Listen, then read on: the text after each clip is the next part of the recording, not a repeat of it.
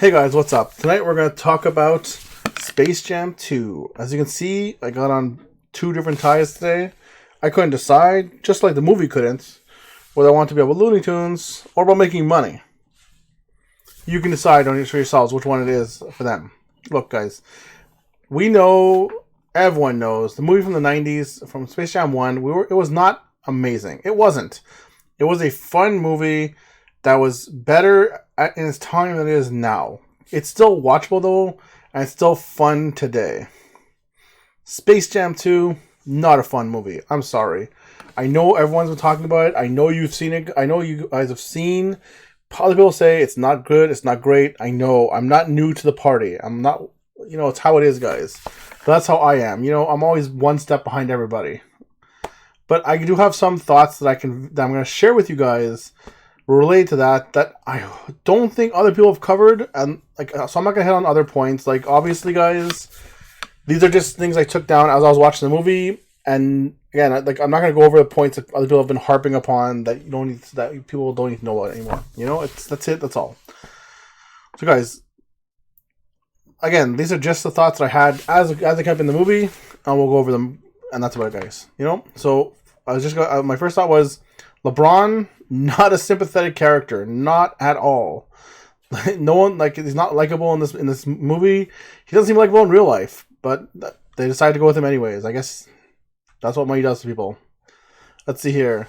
It was laughable to think that LeBron would not accept a deal for a crazy amount of money from Warner Brothers after accepting a deal in real life for a crazy amount of money from Warner Brothers for his movie. Apparently he was too busy with basketball to make movies. So take that as you will. I think as it will, guys. Let's see here. Why LeBron is my question, and not even for Space Jam 2.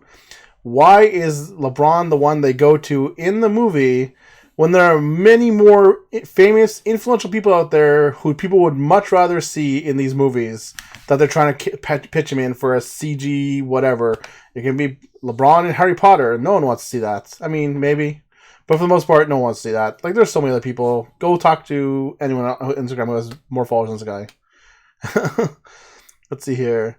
Warner Brother backseats their own Looney Tunes. They literally call them rejects. If that's how Warner Brothers sees their Looney Tunes, how are we supposed to see them? Let's see. LeBron, totally shocked that the computer guy is a black guy. Little odd. I mean, I guess it wasn't LeBron who wrote that. It clearly it's his character. Very odd to see.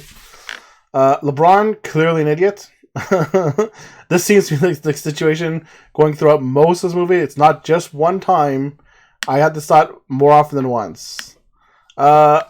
World's greatest athlete. I definitely put in quotations. Very weird to hear called that. I don't know.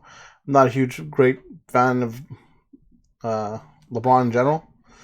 Let's see here. He says fundamentals win championships.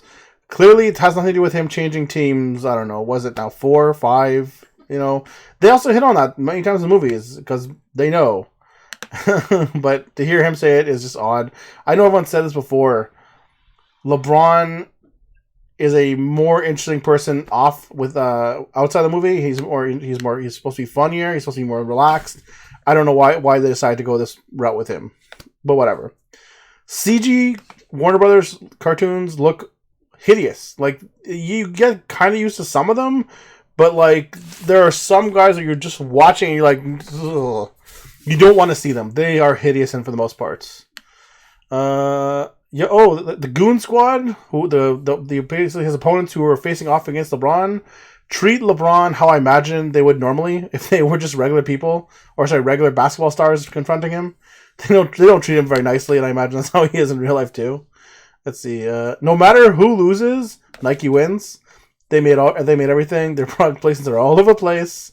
Even if the Goon Squad were somehow able to beat the Toon Squad, Nike would still come out ahead. Film seems to know nothing about Michael. The film seems to know it's nothing without Michael Jordan, so they tease him, which is fine. The joke was actually funny. I saw it coming a mile away, which that's not a bad thing in general, but it was definitely them calling it out, and I'm like, that like Michael would have been a better even Michael, they say, probably would have been a better pick than LeBron James for Space Jam 2.